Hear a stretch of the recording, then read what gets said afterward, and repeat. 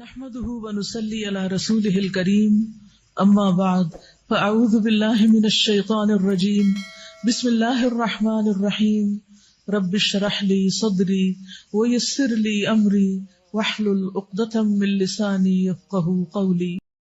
اللہ تعالیٰ کو یاد کرنا خوبصورت ترین کاموں میں سے ایک کام ہے، بہترین عبادات میں سے ایک عبادت ہے۔ قرآن پاک میں اللہ تعالیٰ اس کے بارے میں فرماتے ہیں وَلَذِكْرُ اللَّهِ أَكْبَرُ، اور اللہ کا ذکر بہت بڑا کام ہے، بہت اچھا کام ہے۔ حقیقت یہ ہے کہ انسان جس چیز سے محبت کرتا ہے اس کو ضرور یاد کرتا ہے، اس کا ذکر کرتا ہے، دل ہی دل میں بھی اور زبان سے بھی، کیونکہ جس چیز کی محبت انسان کے دل میں ہوتی ہے وہ چیز زبان پر آ کر رہتی ہے۔ یہ ہو نہیں سکتا کہ ہم اللہ تعالیٰ سے محبت کرتے ہوں، دل میں اس کو یاد کرتے ہوں، پھر زبان سے اس کا ذکر کرنا بھول جائیں۔ ذکر الہی تو بندہ مومن کی زندگی میں غیر محسوس طریقے سے شامل ہو جاتا ہے، اس کی اس طرح عادت ہو جاتی ہے کہ انسان اٹھتے بیٹھتے چلتے پھرتے تنہائی میں سب کے بیچ میں بیٹھ کر اپنے رب کو یاد کرتا رہتا ہے، دل ہی دل میں یا زیر لب وہ اپنے رب کو کسی حال میں بھی نہیں بھولتا۔ اور بھولے بھی کیوں؟ اس لیے کہ اس کی ذات پر رب کے احسانات ہر ایک سے بڑھ کر ہیں، اس کی نگاہیں ہر طرف رب کے کمالات دیکھتی ہیں، وہ ہر طرف رب کی نعمتوں کو دیکھ کر سرشار ہوتا رہتا ہے۔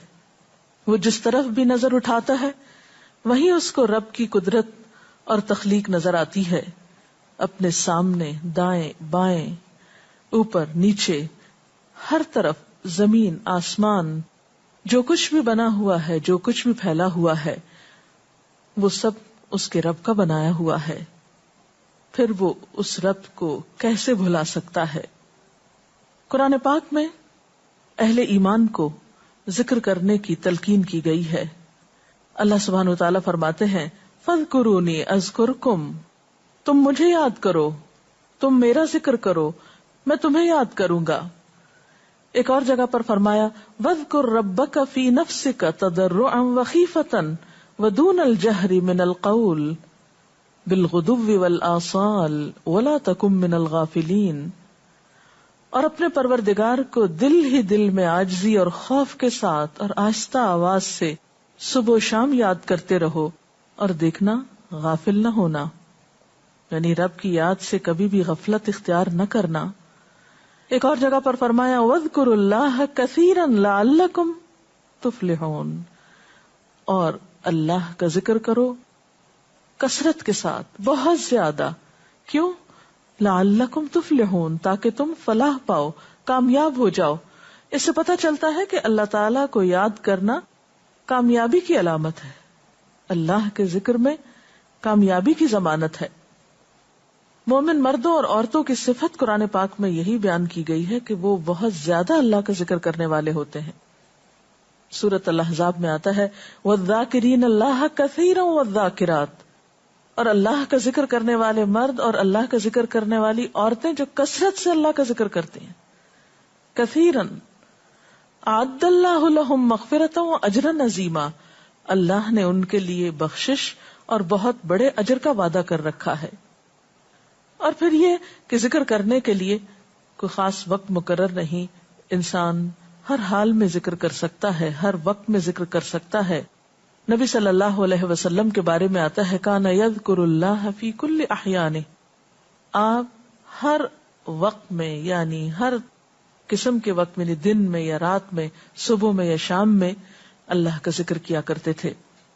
حدیث پاک میں آتا ہے، حضرت ابو موسیٰ اشعری سے روایت ہے مثل الذی یذکر ربہ والذی لا یذکرہ مثل الحی والمیت، رواہ البخاری۔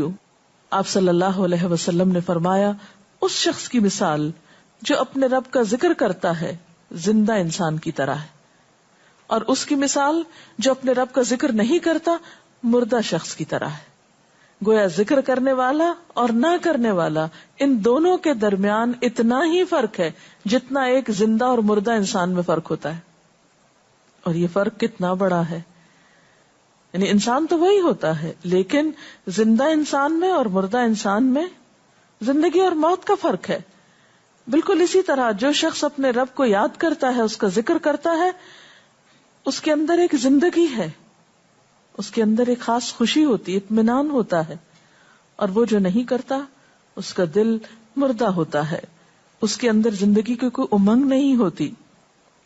ایک اور حدیث میں آتا ہے، نبی صلی اللہ علیہ وسلم نے فرمایا، اللہ تعالیٰ فرماتا ہے میں اپنے بندے کے خیال کے مطابق ہوتا ہوں یا خیال کے ساتھ ہوتا ہوں.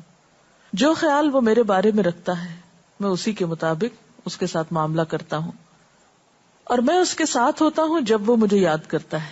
گویا ذکر کرنے والے اللہ کی مدد کے مستحق ہوتے ہیں، یعنی اللہ ایسے بندوں کے ساتھ ہوتا ہے جو ذکر کرتے رہتے ہیں.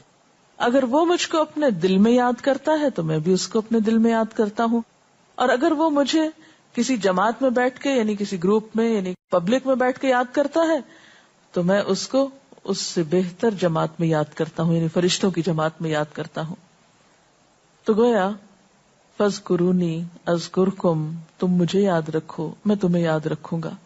تو جو شخص بھی یہ چاہتا ہو کہ اللہ تعالیٰ اس کو یاد رکھے، اس کی مشکل میں اس کی مدد کرے، تو اس کے لیے کیا ضروری ہے کہ پھر وہ ذکر کرتا رہے. اور ذکر تمام عبادات کو خوبصورت بناتا ہے. مثلا روزہ رکھنا ایک عبادت ہے، لیکن جس روزے میں ذکر الہی ہو اس کا اجر و ثواب کئی گنا بڑھ جائے گا. حج ایک عبادت ہے بذات خود، حج کا سفر ایک عبادت ہے، لیکن اس سفر میں انسان اگر ذکر الہی کرتا رہے تو اسی حج کا ثواب کئی گنا بڑھ جائے گا. اور نماز تو سراسر ہے ہی اللہ کی یاد کا نام. اقم الصلاۃ لذکری، نماز قائم کرو میری یاد کے لیے. اللہ کے ذکر کا بہترین طریقہ ہے. ایک اور موقع پر آپ صلی اللہ علیہ وسلم سے جب یہ پوچھا گیا کہ سب سے اچھی نماز کس کی، سب سے اچھا روزہ کس کا، سب سے اچھا حج کس کا، سب سے اچھا مجاہد کون، تو آپ صلی اللہ علیہ وسلم نے ہر بار یہی جواب دیا کہ جو اپنے ان کاموں میں ذکر الہی کثرت کے ساتھ کرے. اور ذکر کرنے والے ہر میدان میں آگے نکل جاتے ہیں. حدیث پاک میں آتا ہے نبی صلی اللہ علیہ وسلم نے فرمایا مفردون سبقت لے گئے. لوگوں نے پوچھا کہ یہ مفردون کون ہے؟ فرمایا وہ مرد جو کثرت کے ساتھ اللہ کا ذکر کرتے ہیں اور وہ عورتیں جو کثرت کے ساتھ اللہ کو یاد کرتی ہیں. اور یہاں آپ نوٹ کر رہے ہیں خاص طور پر مردوں کے ساتھ ساتھ عورتوں کا ذکر بھی ملتا ہے. حضرت عبداللہ بن بسر فرماتے ہیں کہ ایک شخص نے عرض کیا یا رسول اللہ صلی اللہ علیہ وسلم، بے شک اسلام کے احکام مجھ پر بہت ہیں، یعنی ذمہ داریاں بہت ہیں، کرنے کے کام بہت ہیں. آپ مجھے کوئی ایسی بات بتائیں جسے میں اپنے لیے لازم کر لوں، یعنی میرے لیے آسان ہو اور میں پابندی سے کر سکوں. تو آپ صلی اللہ علیہ وسلم نے فرمایا لا یزال لسانک رطبا من ذکر اللہ، کہ ایک چیز پابندی سے پکڑ لو، اور وہ کیا کہ تیری زبان ہمیشہ اللہ کے ذکر سے تر رہے، ہر دم اللہ کو یاد کرتے رہو. اور یہ حقیقت ہے کہ انسان کوئی بھی کام کر رہا ہو، مثلا خواتین کھانا پکا رہی ہیں، گھر صاف کر رہی ہیں، واک کر رہی ہیں، کوئی بھی کام کر رہی ہیں اس طرح کا، تو اس میں ساتھ ساتھ اللہ کی یاد کرتی رہیں. سبحان اللہ، الحمدللہ، اللہ اکبر، استغفر اللہ، لا الہ الا اللہ، ان اذکار کا ورد کرتے رہیں، تو اس میں کام بھی ہوتا رہے گا اور اس کے ساتھ ساتھ اللہ کی یاد بھی ہوتی رہے گی. خصوصی طور پر 2 کلمات ایسے ہیں جن کے بارے میں بہترین اجر کی خوشخبری سنائی گئی. آپ صلی اللہ علیہ وسلم نے فرمایا کلمتان، 2 کلمات ایسے ہیں خفیفتان علی اللسان، جو زبان پہ بہت ہلکے ہیں، یعنی پڑھنے میں کچھ مشکل نہیں. ثقیلتان فی المیزان، میزان میں بہت بھاری ہیں. حبیبتان الی الرحمن، رحمان کو بہت محبوب ہیں، اور وہ کیا ہیں؟ سبحان اللہ و بحمدہ، سبحان اللہ العظیم. چلتے پھرتے، اٹھتے بیٹھتے، کام کاج کرتے، تسبیح پڑھتے رہنا، ذکر کرتے رہنا انسان کے دل کو جہاں اطمینان بخشتا ہے وہاں اس کے کام کو آسان بھی کر دیتا ہے، اور اللہ کی مدد بھی ساتھ ہوتی ہے. اور قرآن پاک میں ایسے لوگوں کے لیے خوشخبری ہے، الا بذکر اللہ تطمئن القلوب، سنو اللہ کے ذکر سے دلوں کو اطمینان ہوتا ہے. اور ویسے بھی میزان میں بہت بھاری نیکی ہے. ایک حدیث میں آتا ہے کہ رسول اللہ صلی اللہ علیہ وسلم نے لوگوں سے پوچھا، کیا میں تمہیں نہ بتاؤں کہ تمہارے اعمال میں سب سے اچھا عمل، سب سے پاکیزہ اور تمہارے درجات کو سب سے زیادہ بڑھانے والا، اور جو تمہارے لیے سونے چاندی کے خرچ کرنے سے زیادہ بہتر ہو، اور اس سے بھی بہتر ہو کہ تم اپنے دشمنوں سے ملو، ان کی گردنیں تم مارو اور وہ تمہاری گردنیں مارے، تو کیا ایسا عمل نہ تمہیں بتاؤں؟ صحابہ نے عرض کیا، ضرور یا رسول اللہ صلی اللہ علیہ وسلم، ہمیں ایسا عمل بتائیے. تو آپ نے فرمایا وہ اللہ کا ذکر ہے. یعنی تمام اعمال میں وہ سبقت لے جاتا ہے. اسی طرح ایک اور حدیث میں ہے، رسول اللہ صلی اللہ علیہ وسلم نے فرمایا کہ جب بھی کچھ لوگ بیٹھتے ہیں اور وہ اللہ کا ذکر کرتے ہیں، یعنی کسی مجلس میں اکٹھے ہو کر بیٹھتے ہیں، تو اللہ کی رحمت ان کو ڈھانپ لیتی ہے، ان پر سکینت نازل ہوتی ہے. اللہ تعالیٰ ان کا اپنے ہاں ذکر کرتے ہیں. گویا اکیلے بھی ذکر کیا جا سکتا ہے اور کسی مجلس میں اکٹھے بیٹھ کر بھی.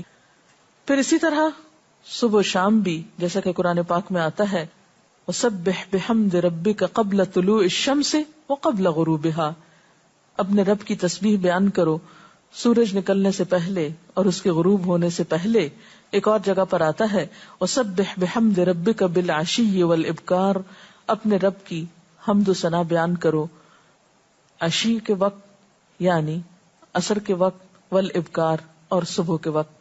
عشی کا لفظ جو ہے یہ زوال شمس سے غروب شمس کے درمیانی وقت کو کہتے ہیں.